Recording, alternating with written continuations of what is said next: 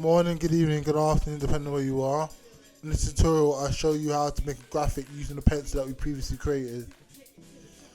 So once you've made the pencil, you select the whole image and press Command G to group. Command C, Command V once you scale it down. To duplicate it, Shift, hold to place it in the right position. T to bring up the text tool. Type in win, return, lose. Select everything. You can put all if you want. And then change the point size to 72, even larger to 110.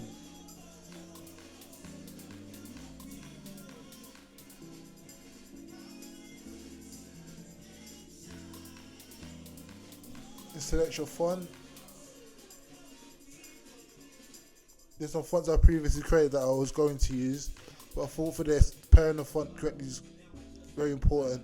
So I've used Montserrat Bold Italic, centered it, and if you was to do this again, you could do a gradient in the background or use a texture to give it more of a pencil-like feel and overlay the texture. But as you have it, that's a graphic that represents win, lose, or draw.